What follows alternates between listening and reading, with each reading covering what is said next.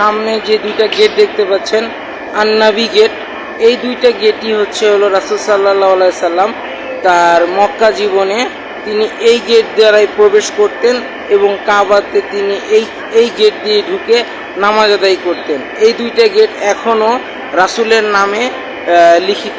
এই যে এইখানে এখন সিঁড়ি আছে উপরে, আর এই হাতের সাইডটা যে দেখতে পাচ্ছেন এই দুইটা হলো সেই গেট। আমরা আরও সামনের দিকে চলে যাব, আরও কিছু জিনিস দেখাবো আপনাদেরকে। চলুন একটার পর একটা দেখতে থাকি।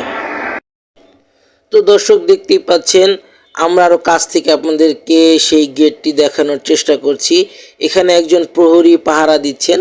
এখন আর এই গেট দিয়ে সাধারণ মানুষজন কাবা ঘরে প্রবেশ করতে পারেন না, কারণ এই গেটটা দিয়ে রাসূল সাল্লাল্লাহু আলাইহি সাল্লাম ৫ ওয়াক্ত নামাজের সময় মক্কার মসজিদে হারামাইনে তারা প্রবেশ করতেন। এবং বলে রাখা ভালো যে এই মসজিদের এই গেটের প্রাঙ্গণ দিয়ে এখন বর্তমানে বাদশা থেকে শুরু করে বিশেষ মেহমানরা এই গেটটা ব্যবহার করতে পারেন।